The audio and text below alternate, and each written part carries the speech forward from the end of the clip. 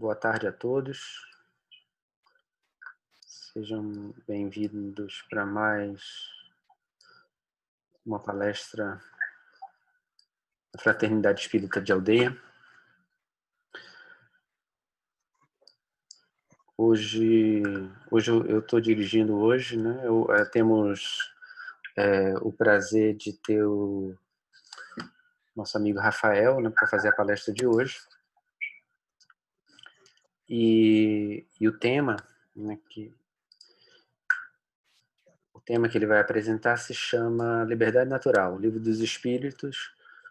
É um tema, né, do Livro dos Espíritos, né, da questão 828, 828A, né, questões da liberdade natural.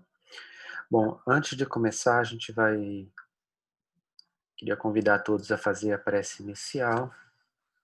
Logo em seguida, a gente já passa, né, a palavra para o nosso irmão Rafael. Então, vamos nos concentrar, elevar os nossos pensamentos ao alto, até o Mestre Jesus, quando disse: quando duas ou mais pessoas se reunirem em seu nome, ele estaria conosco. Então, que possamos, nessa hora, rogar o auxílio dos nossos amigos espirituais, que fazem a Fraternidade Espírita de Aldeia, para que nesta tarde inspire o nosso palestrante e que também nós possamos nos concentrar, aproveitar, implementar todos esses ensinamentos em nossas vidas, que é o que realmente faz a diferença. Divino Mestre Jesus, que a vossa paz seja sempre conosco, hoje, amanhã e sempre. Que assim seja. Bom, boa tarde aos que estão se juntando a nós agora. Então já passo aqui a palavra ao Rafael, que está com a palavra. Olá, obrigado, Vinícius, pela introdução. Todos estão me ouvindo bem? Sim, né? Deixa eu compartilhar aqui a tela com vocês. Só um momento. Agora sim.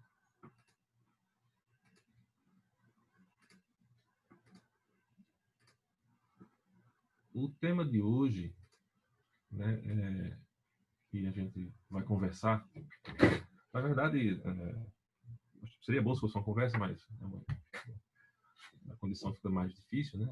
Mas seria um tema Jesus em nossas vidas, né? E essa imagem que eu vou colocar agora para vocês, ela me motivou a escrever, a refletir sobre esse tema. Na verdade, vimos pensando em falar sobre ele já há algum tempo, né? A importância de Jesus em nossas vidas. Mas essa imagem que nós vimos nessa semana na televisão, ela me entristeceu, confesso, e reforçou, né? Foi como se, de uma forma indireta, houvesse a confirmação. Não, é importante refletir sobre esse tema, Jesus em nossas vidas. Para quem talvez não esteja acompanhando, isso é um evento feliz que houve no Chile, né? Que uma igreja foi queimada e alguém escreveu lá: morte ao Nazareno, né? E o que nos fez pensar, à primeira mão, no primeiro instante, foi por que nós, quando eu digo nós, eu digo toda a humanidade, evidentemente, ainda conseguimos despertar perante uma figura que nos trouxe tantas lições de amor, de paz, de tranquilidade, de fraternidade verdadeira, esse desejo. Claro que aqui não vai nenhuma crítica pessoal a quem possivelmente escreveu, mas há uma reflexão sobre nós, como humanidade, como nós estamos ainda entendendo, se é que nós já conseguimos entender, absorver toda a grandiosidade, toda a beleza desse experimento de Jesus. Dentro da doutrina espírita, nós temos muito forte já esse conceito da evolução. Essa é uma imagem clássica, né? Onde partimos do primata e chegamos até a condição desse senhor, né? Que está aí no nosso lado direito. Mas temos consciência de que a evolução não para aí, tá certo? Esse é só o começo de tudo. Isso tem um longo caminho ainda pela frente, né? Esse senhor vai modificar bastante, né? Até chegar à condição da angelitude. Mas essa imagem nos traz o pensamento de que, como já é conhecido a doutrina espírita, nós nascemos, fomos criados simples e ignorantes, e a gente vem, ao longo do tempo, se desenvolvendo moralmente e intelectualmente. Então, quando nós observamos eventos como aquele da imagem anterior, né, percebe-se que nós temos ainda muito de desenvolver. E, à medida que passa cada geração e também cada reencarnação, nós vamos... vocês conseguem ver o meu mouse? Sim, né? A gente vai desenvolvendo nossos costumes, nossos valores, necessidades circunstanciais. Ou seja, cada geração, ela olha para trás, observa os erros que aconteceram, tenta dar um passo de melhoria, e aí ajusta um valor ou outro. Evidentemente, comete novos erros, que a próxima geração vai dar mais um passo, e assim por diante. Então, a doutrina espírita, ela é uma doutrina, ela nos passa muito essa visão da evolução, né? Cada coisa a seu tempo. E aí nós podemos ver, e será que isso é verdade? Bom, só pela figura a gente percebe que sim. Do ponto de vista material, né, quando nós fazemos as pesquisas científicas nos mostram, nossos irmãos lá atrás, quer dizer, nós mesmos, né, 2.000, 3.000, 5.000 anos, 10.000 anos, e hoje, há evidentemente, claramente, uma modificação, uma evolução no aspecto físico, mas também na linguagem, na ciência, na sabedoria, na tecnologia e moralmente. Se nós olharmos nós mesmos há 300 anos atrás, 400 anos atrás, nós tínhamos hábitos, valores na sociedade, que na verdade são a sociedade é formada pelos valores, o somatório dos nossos valores individuais, né? Não existe esse ente de sociedade, né? É um somatório dos valores. A gente vem sempre se desenvolvendo. Então, coisas que no passado eram aceitas por todos nós, né? Hoje a gente já olha para trás e fala, meu Deus, como nós conseguimos fazer aquilo? Eu acho que o exemplo mais claro é o processo de escravidão, que eu sempre cito. Mas, de encarnação em encarnação, a gente vem partindo de erros e acertos, né? A gente vem progredindo, evoluindo. Mas, antes de dar continuidade a esse assunto, eu queria abrir um parênteses e falar sobre Zenão de Eleia, né? Para mostrar que, às vezes, argumentos lógicos podem levar a conclusões falsas. Quem foi Zenão? Zenão foi um filósofo grego, nascido onde hoje é a Itália, né, na cidade na época chamava-se Eleia, por isso que Zenão de Eleia, hoje Veia, né? Ele viveu entre 490 a.C. e 430 a.C. Esteve encarnado nesse momento por 60 anos. O mais interessante é que a sua filosofia ela é trazida, ela é ensinada basicamente na elaboração de paradoxos. Então, ele desenvolveu vários paradoxos, certo? Eu vou só citar um deles, para você ver que, às vezes, você pode ter argumentações lógicas, mas que levem a conclusões errôneas. Um dos paradoxos dele, acho que é o mais famoso, é o da disputa entre Aquiles, conhecido, né, Aquiles, e uma tartaruga. Então, vamos entender a lógica do seu paradoxo, certo? Ele dizia que se você desse uma pequena vantagem à tartaruga, que está a nossa tartaruga, digamos que você colocasse ela neste ponto que está aqui, né, olhando a figura de cima, jamais Aquiles, iria alcançar a tartaruga na corrida. Estranho, né?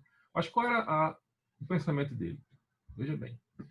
Aqui está Aquiles e aqui está a nossa tartaruga. O tempo que Aquiles levava para sair daqui para cá, a tartaruga já tinha se movimentado um pouco para frente. Mas aí, Aquiles pode muito bem vir daqui para aqui? Sim, mas aí a tartaruga já deu um passo à frente.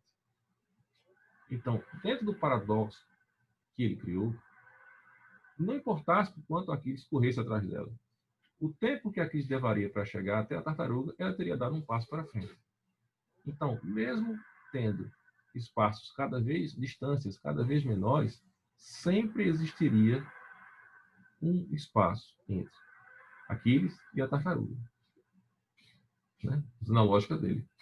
Então, mas aí é que está. Quando se colocou Aquiles e uma tartaruga para correr juntas, Aquiles passou a tartaruga facilmente. Então, o conceito de Zenão nesse paradoxo, em termos de lógica dele, ele não está equivocado a priori, né? Tem uma certa lógica o que ele quer dizer. Por quê? Porque ele interpretou, neste caso em particular, a relação entre espaço e tempo de maneira errônea. Ele particionou isso em etapas. Um corre, para, o outro corre, para. Ou seja, quando nós usamos uma lógica, a priori, esse paradoxo tem sentido, mas ele não consegue passar por uma prova da realidade. Ou seja, mesmo tendo uma lógica, ele não corresponde à verdade. Então, por que eu mostrei essa história do Zenão? Porque todas as teorias, ideologias, conceitos filosóficos podem ter até uma lógica, certo? E serem aparentemente corretos, né? Dentro do ponto de vista como aquele paradoxo, por exemplo, foi criado. Mas ele precisa passar pelo crivo da realidade dos fatos. Ou seja, todas as teorias que nós conhecemos, elas precisam ser comparadas com a realidade. Senão, nós podemos criar tudo, mas será que aquilo que eu imaginei ou aquilo que eu concebi na minha mente é a realidade? É a verdade? E aí, o que nos mostra é o seguinte: é provado hoje a existência de leis naturais, na física, na química, na biologia. Por exemplo, o que eu chamo de lei natural? É uma lei em que, concordemos ou não, nós estamos submetidos a ela. Eu sempre cito, quando nós estávamos ainda fora desse lockdown, a gente se encontrava nas terças-feiras, sinto bastante falta dessas terças-feiras, por sinal, eu sempre falava no aspecto da lei da gravidade, que é mais fácil da gente captar, é mais fácil de entender. A lei da gravidade, independentemente que eu concorde ou não com ela, eu estou submetido a ela.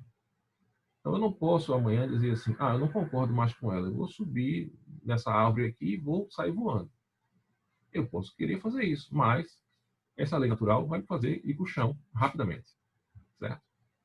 Então, essas leis elas estão presentes não só na parte material, de química, biologia, etc. Elas também estão presentes nas relações humanas.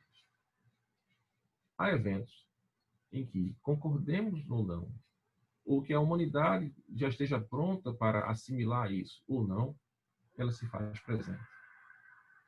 Eu citei há pouco a questão do processo de escravização. Era aceito pela sociedade no passado. Hoje a gente já tem a consciência, hoje há algum tempo a gente já tem a consciência que era uma aberração moral, mas era o nosso limite moral naquela época, que hoje, devido à evolução e graças a Deus, a gente já percebe que aquilo é um absurdo. Como hoje ainda temos alguns valores morais aceitos pela sociedade, que lá na frente, nós, lá na próxima encarnação, os nossos descendentes vão olhar para trás e vão dizer, meu Deus, como eles pensavam assim ainda. Né? Então, essa relação de bem e mal, ela não é algo que depende da minha aceitação ou da aceitação do nosso irmão. Ela é uma lei natural. Existe um bem absoluto e também um mal, vamos dizer assim, a ausência do bem. Né? E aí é que nós entramos num ponto importante. A teoria do Evangelho, sendo confrontado com a realidade, ela é factual? O que eu quis dizer com isso? No Evangelho nós temos inúmeras lições, inúmeros exemplos, inúmeras recomendações de como nós deveríamos nos relacionar para com Deus, para com o nosso semelhante e para com nós mesmos, nossos sentimentos que deveriam ser cultivados, os valores que nós devemos cultivar. Será que aquelas informações que estão no Evangelho, elas passam por um ponto da realidade? Fazendo uma comparação, entre aspas, com o Zenão, né? Ele teve uma teoria e não passou na realidade. A pergunta é, será que o Evangelho é factual? Será que a vivência do Evangelho vai nos dar aquele resultado que ele nos coloca, independentemente da minha fé ou não? Independentemente se eu nem sequer possa ser cristão? Essa é uma pergunta importante. Se é uma lei natural, a resposta é sim. Independentemente da minha fé, perdão, ou da minha crença pessoal, aquilo que está colocado no Evangelho, quando for praticado, ele vai se apresentar como verdade. Quer dizer, a prática do perdão, a prática da caridade e do bem vai me dar, trazer aquela paz, aquela harmonia para todos, independentemente da minha fé. Então, a doutrina espírita, mas antes de nós podermos confrontar, nós precisamos conhecer os princípios fundamentais do Evangelho, né? A doutrina espírita, no caso o Evangelho, perdão, ele nos traz alguns conceitos que são basilares. É importante que a gente consiga entender esses conceitos para que a gente possa ver se aquilo que está colocado no Evangelho tem alguma lógica ou não. Então, quais são as bases, vamos dizer assim, mais fundamentais do Evangelho do nosso Senhor Jesus Cristo? É uma doutrina espiritualista, quer dizer, ela tem uma fé em Deus e nos mostra sua bondade e justiça, a existência de uma vida fora da matéria. Isso é um conceito basilar do Evangelho, né? E aí está muito presente em João, por exemplo, né? Não se turbe vosso coração. Credes em Deus, crede também em mim, no caso de Jesus, né? Há muitas moradas na casa do meu Pai. Se não fosse, já eu vos teria dito, pois me vou para vos preparar o lugar. Quer dizer, já está dizendo que existe uma outra condição de vida.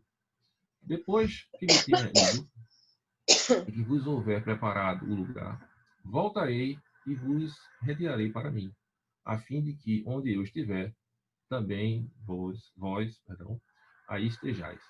Então, quer dizer, ele já nos dá essa visão de uma vida após a vida material. Então, esse é um princípio básico do Evangelho. O outro, ele cita em Pilatos, né? No caso em João 18, 33, 36, 37. Pilatos, tendo entrado no novo palácio e feito vir Jesus em sua presença, perguntou-lhe: És o rei dos judeus? Respondeu Jesus: Meu reino não é deste mundo. Quer dizer, ele já colocou uma condição de existir um outro mundo, uma outra condição de vida. Se meu reino fosse deste mundo, a minha gente houvera combatido para impedir que eu caísse nas mãos dos judeus. Mas meu reino ainda não é aqui. Observe, ainda não é aqui. Então disse Pilatos: És, pois, rei? Jesus respondeu: Tu dizes, sou rei. Quer dizer, não, Jesus não se colocou como rei, né? Ele disse: Tu dizes, sou rei. Não nasci e não vim a este mundo senão para dar testemunho da verdade. Certo? Aquele que pertence à verdade escuta a minha voz. Então, Jesus, um dos pilares da questão do Evangelho, que contradiz muito a muitas doutrinas materialistas que nós temos hoje, ele coloca essa existência de Deus e esse outro plano de vida em que nós iremos. A doutrina espírita, nós entendemos como plano encarnado e desencarnado, e tem um vasto documento, tanto nos 5 livros da qualificação, mas nas obras complementares, explicando e até dando exemplos dessas outras moradas. Né? Mas esse é um princípio fundamental do Evangelho. Né? Próximo. Reforça a existência de uma lei universal. Esse é outro princípio, outro pilar do Evangelho. Ele mostra que existem essas leis. Quais são? Calma, a gente vai chegar lá, mas existem tais leis. Não penseis que eu tenha vindo destruir a lei e os profetas. Não os vim na minha frente, mas vim cumprir. Porquanto em verdade vos digo que o céu e a terra não passarão sem que tudo o que se ache na lei seja perfeitamente cumprido, enquanto reste um único iota e um único ponto. Quer dizer, ele já mostra a existência de Deus, a justiça, a bondade, mostra que existe essa vida fora da matéria, vamos dizer assim, em outros locais, e deixa claro, nessa como em outras passagens, eu estou pincelando algumas, que existe uma lei universal, que é a lei de Deus. São aquelas leis naturais que nós falamos anteriormente. Né? Cultiva no homem a valorização de valores imateriais. Esse é outro pilar do estudo do Evangelho. Simplicidade, bondade, caridade, paz e perdão, acima de valores materiais, como dinheiro, cobiça, poder, orgulho e assim por diante. Né? E ele cita isso em inúmeras oportunidades dentro do Evangelho. Inúmeras. Por exemplo, nós podemos citar Mateus. Bem-aventurados os pobres de espírito, pois deles é o reino dos céus. Aí, o que é que ele chama de pobre de espírito? Né?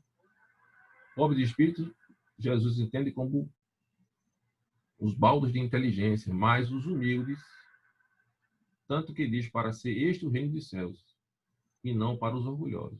Quer dizer, são vários ensinamentos de Jesus, vários momentos do Evangelho, onde ele sempre coloca que nós vivemos no mundo material, precisamos viver, cumprir com as nossas necessidades materiais, certo? Mas que nós cultivemos os valores morais, que eu chamei aqui na apresentação de imateriais. Porque esses são a verdadeira riqueza. São esses valores que, ao desencarnar, que nós levaremos com ele. O que temos aqui de material, de paixões, de cobiça, de dinheiro, vamos dizer assim, que na verdade o dinheiro é o reflexo da cobiça pelo poder. Né? Se a cobiça pelo poder fosse bolacha creme crack, a gente teria uma coleção de bolacha creme crack, tudo que é marca. Né? Por exemplo, na verdade, a gente quer o poder. Então, ele incentiva no homem esse desapego, tá certo? Inclusive naquela passagem, né? Dá ao César o que é de César e dá a Deus o que é de Deus. Então, ele separa muito bem isso. Né? Sempre cultivando no homem o lado do espiritual. Também aqui, ó, na parábola do bom samaritano, que é uma das passagens mais bonitas do Evangelho, né, do ponto de vista, ele coloca algo muito interessante. O que é que fala a parábola do bom samaritano? Veja que ele nos dá um ensinamento claro de caridade e simplicidade. Né? Acho que todos já conhecem essa parábola. Eu não vou ler tudo isso, mas resumidamente, ele cita um evento em que um comerciante, né, vinha pela estrada e foi atacado por ladrões. E bastante atacado, ficou lá, foi agredido, etc. e tal, ficou lá para morrer. Então ele cita e ele coloca esses exemplos de maneira muito contundente. Ele diz: descia de Jerusalém para Jericó e caiu nas mãos de assaltantes, né, um homem, né? Então passou um sacerdote. Veja, o sacerdote era o doutor da lei, conhecia todas as leis. Né? Conhecia toda a lei. Mas quando viu o homem, passou do lado. Não se importou com ele. Depois veio um levita, logo em seguida. A mesma coisa, passou pelo outro lado. Mas o samaritano, que era considerado dentro da hierarquia social aquele mais simples, né?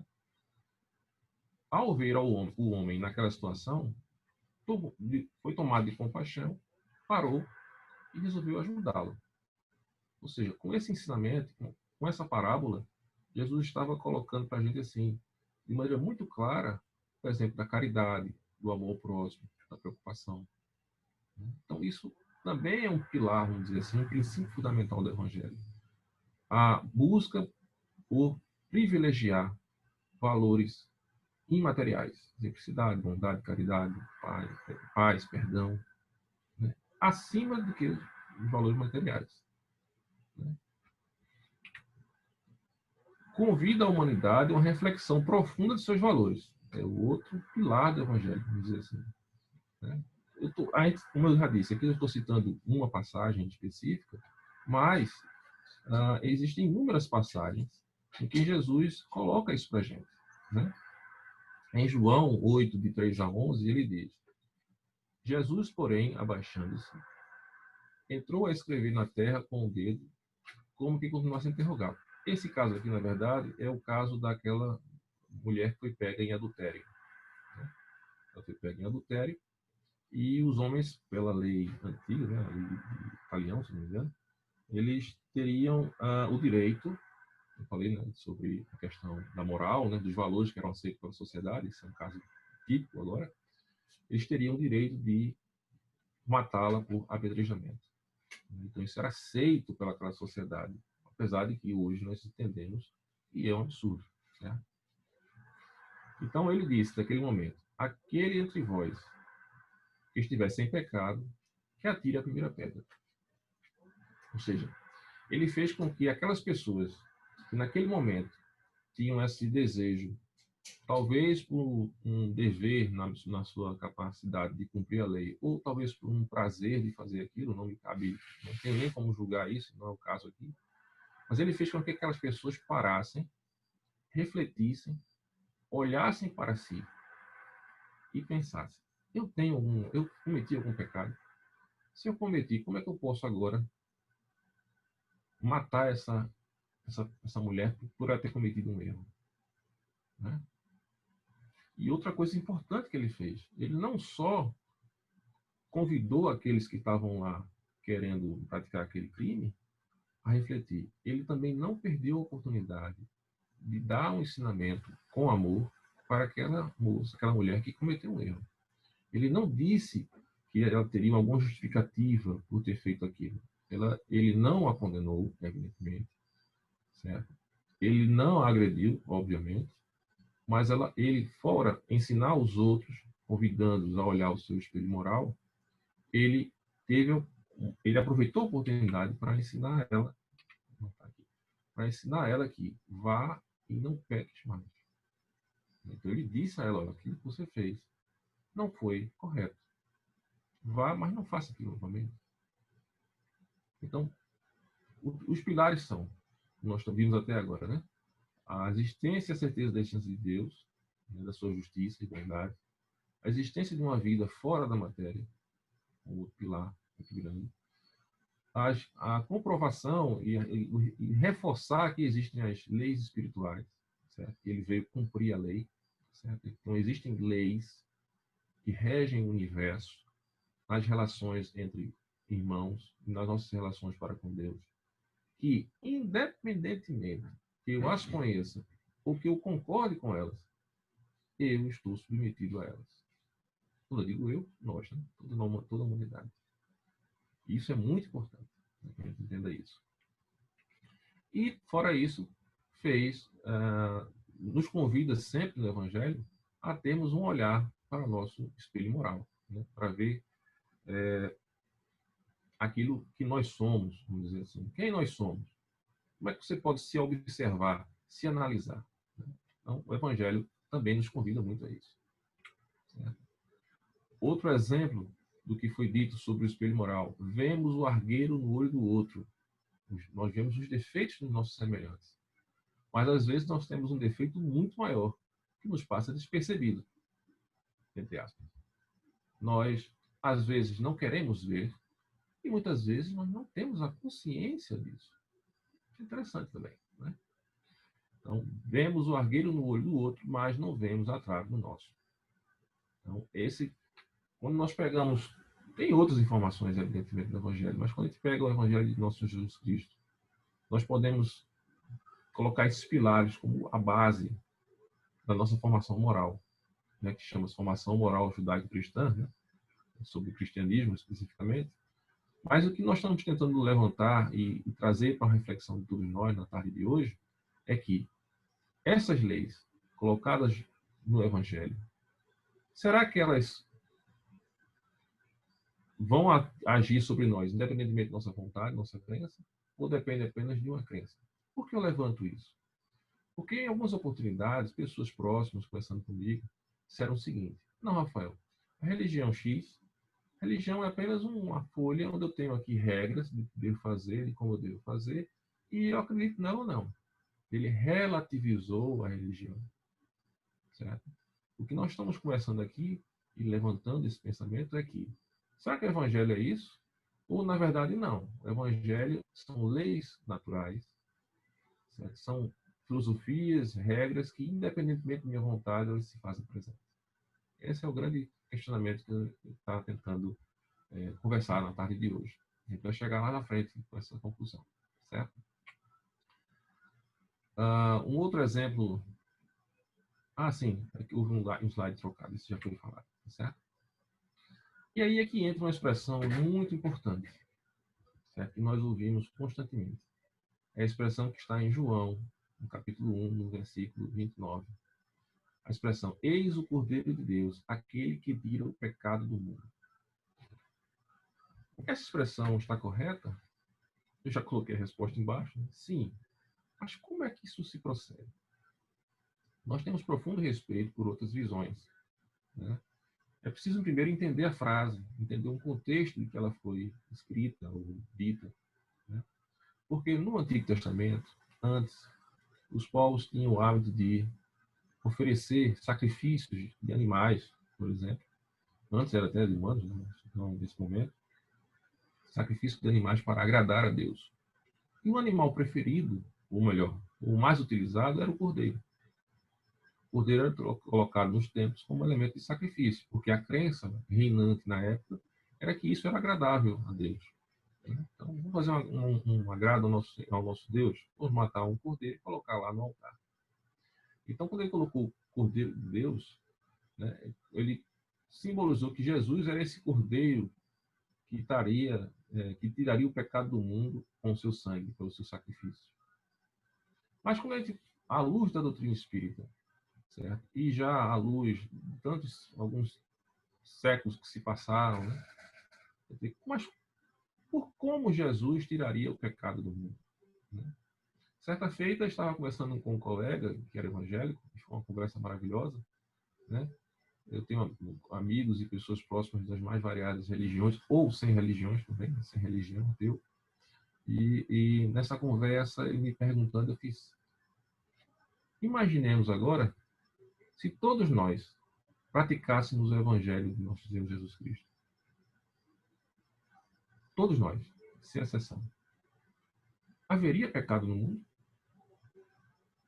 Nós teríamos a cobiça? Nós teríamos a mágoa, o orgulho, a vaidade, que são nossas imperfeições morais? Não. Então, essa expressão nos convida a refletir no seguinte. Então, se eu praticar os ensinamentos que estão contidos no Evangelho, a consequência disso, obviamente, é que nós não teremos mais um pecado no mundo. Nós teremos uma humanidade já evangelizada, quer dizer, voltada para valores de caridade, de paz, de perdão, de harmonia. Ou seja, isso nos dá uma imensa e maravilhosa responsabilidade de perceber que eu tenho que vivenciar o Evangelho. Cada um de nós tem que colocar Jesus em nossas vidas. Ou seja, fazer do seu Evangelho uma prática no nosso dia a dia. Claro que nós temos imperfeições. E essas imperfeições vão dificultar um pouco essa aplicação direta. Mas não deve ser um motivo, a nossa imperfeição, para impedir que a gente se esforce, que a gente se avalie, que seguindo os conceitos do Evangelho, né, coloque para nós um espelho moral e permita que a gente nos permita ver, as nossas imperfeições, nos questionarmos, será que eu atiraria aquela pedra naquela moça? Essa pedra pode representar qualquer coisa. Pode representar uma atitude para com um familiar, uma atitude para com o nosso companheiro ou companheira, né? Pode representar uma escolha dentro de um ambiente de trabalho. Quais são os sentimentos e os valores que estão nos motivando para tomar nossas decisões? São os valores do Evangelho? Ou são outros valores que o Evangelho nos ensina a não cultivar? Então, cada um de nós precisamos ter essa coragem de fazer essa reflexão. Né?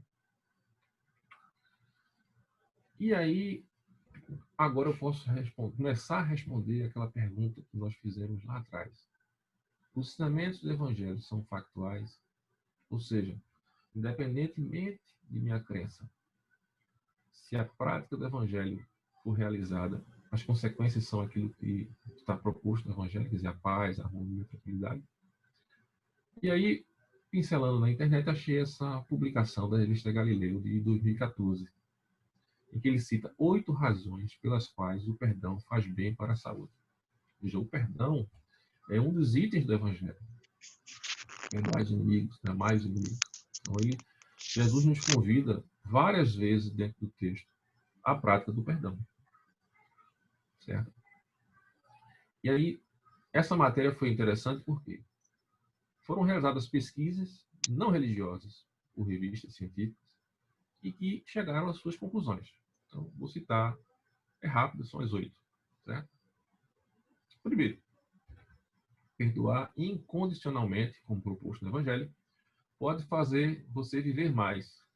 Um estudo de 2011, no inglês não é muito bom, mas é Journal Behavioral Medicine, Behavioral Medicine, mostrou que pessoas que praticam o perdão condicional, observem isso, ou seja, aquelas que só são capazes de perdoar caso a outra pessoa, a outra parte, peça desculpas, ou prometa não repetir a ofensa, têm propensão a morrer mais cedo do que os que perdoam incondicionalmente.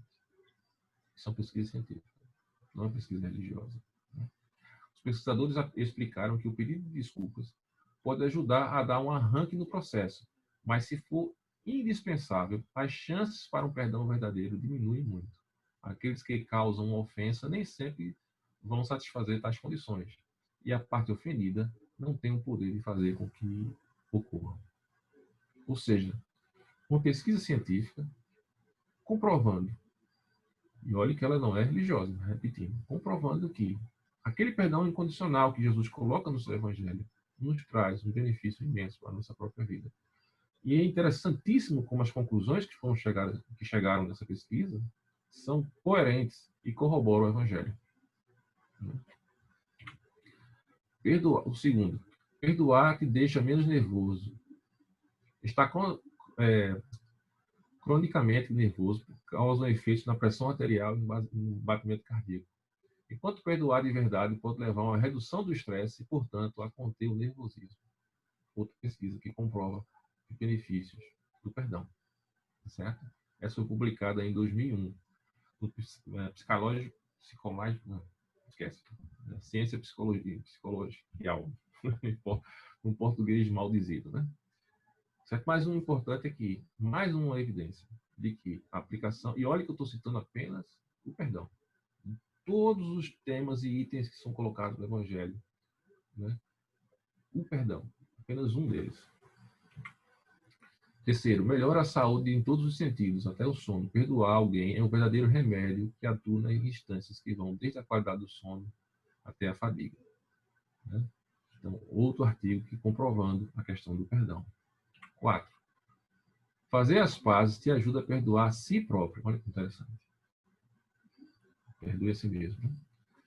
Quando quem fez algo errado foi você, ser absolvido pela pessoa que te magoou ajuda substancialmente no processo de auto-perdão. Descobriram os pesquisadores na Universidade de Byron, né? Foi também publicado naquele outro artigo, né?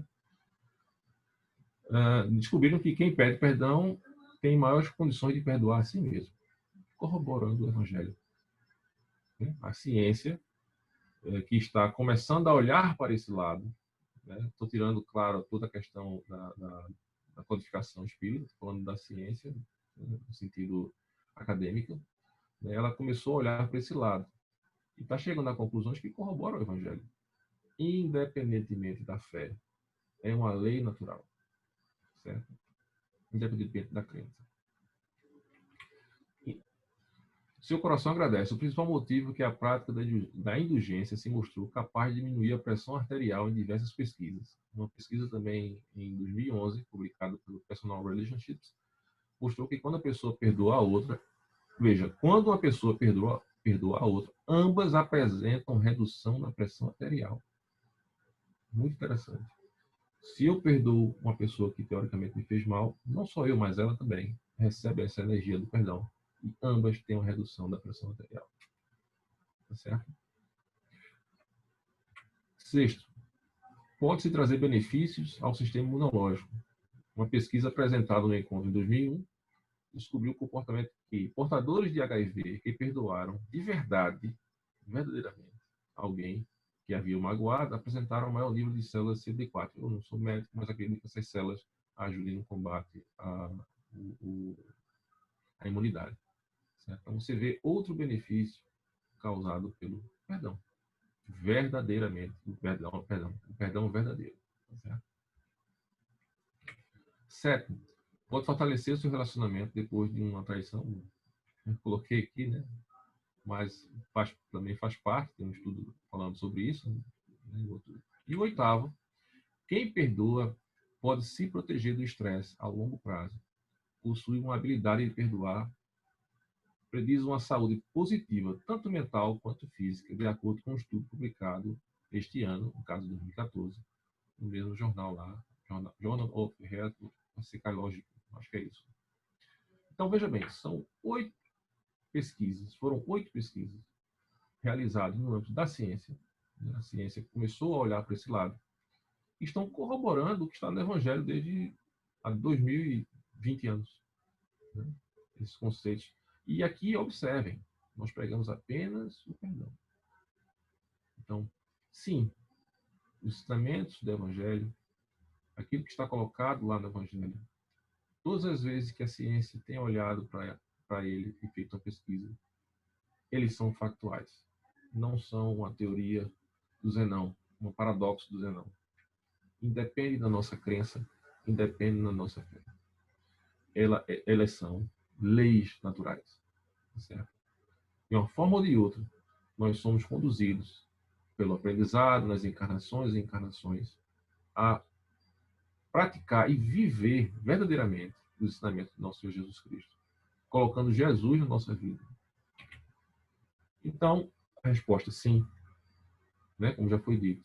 Mas é preciso que nós tenhamos essa coragem dessa moça, de colocar o espelho moral para nós, analisarmos nossas imperfeições, analisarmos aquilo que nós temos de bom e de ruim, né? E entender que no Evangelho do nosso Senhor Jesus estão contidos lá todos os ensinamentos que trariam à humanidade, ou seja, nós, uma paz, uma harmonia, e evitaríamos tanta dor e sofrimento que nós temos até hoje, né?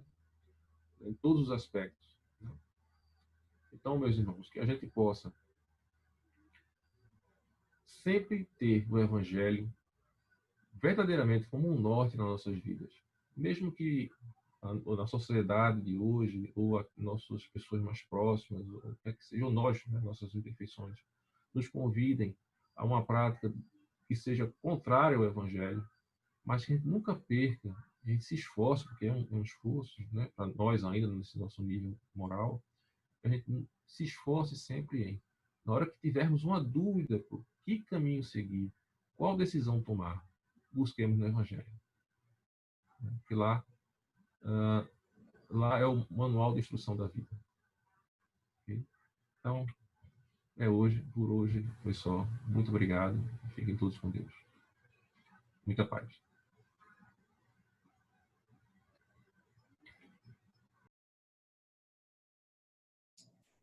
Obrigado, Rafael, por essas belas mensagens que a gente teve, né, nessa tarde, essas reflexões.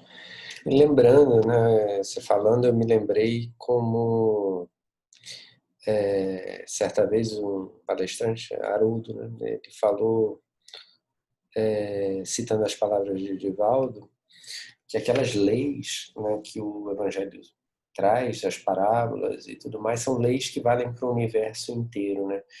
Então a gente tem aí a comprovação da ciência, chegando a conclusões, se achando muito sabedora e tudo mais, mas que são leis que estão não só na Terra, não só no nosso sistema galáxias, mas assim para o universo inteiro. Então são leis universais colocadas na forma de parábolas.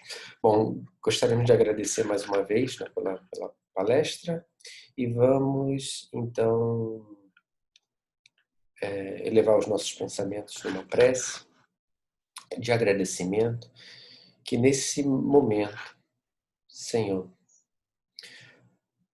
possamos te agradecer,